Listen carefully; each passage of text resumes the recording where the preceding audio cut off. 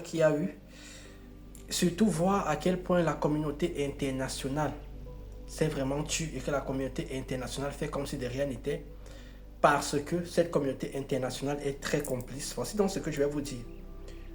Celui qui contrôle, la sagesse du jour, celui qui contrôle les éléments médiatiques, contrôle à la fois la pensée du peuple et les humeurs du peuple.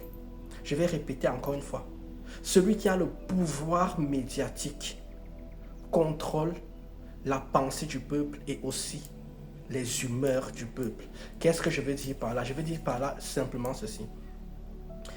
On nous vend qu'au Brésil, le massacre qu'il y a eu, parce que quand vous parlez généralement de 200 personnes, il faut savoir que la presse en fait a ce qu'on appelle le devoir de responsabilité. Qu'est-ce que ça veut dire?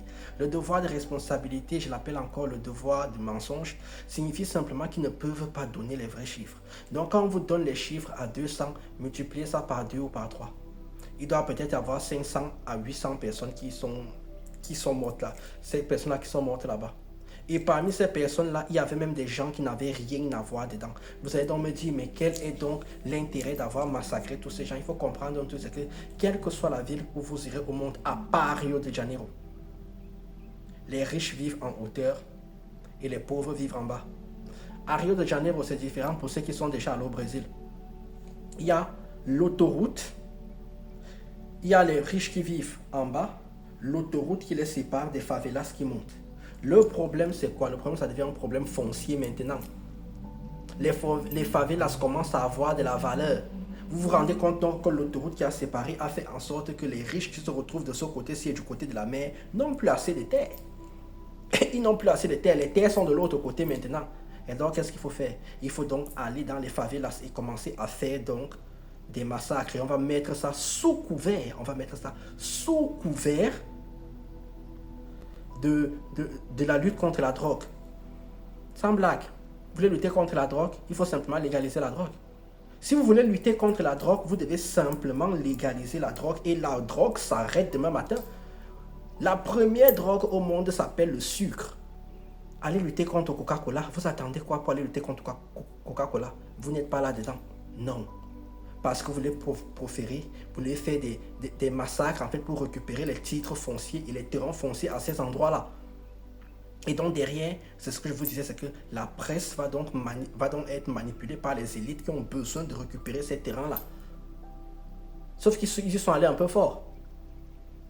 Et donc du coup, les gens commencent à penser, les gens commencent à se poser des questions. Pourquoi ça se passe comme ça s'est passé? C'est exactement ça. Et vous allez voir que tous les mouvements, tous les trucs qui vont être des trucs extrêmement cruels, la presse sera dedans. La presse sera toujours complice. Regardez lorsque les États-Unis décident d'envahir l'Irak. On ramène la fille de l'ambassadeur ou je ne sais pas du premier consul du Koweït qui vient dire en fait que sa famille a été massacrée alors que c'était sa fille.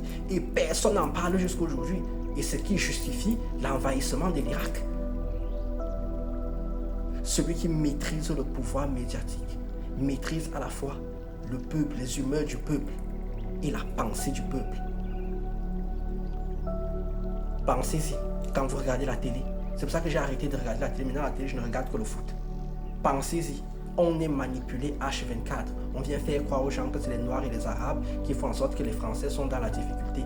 Les Noirs et les Arabes, eux-mêmes, ils sont déjà dans la difficulté. Comment ils peuvent vous mettre dans la difficulté? Comment? C'est parce que quand on a besoin qu'un peuple pense d'une certaine manière, alors on utilise l'arme médiatique.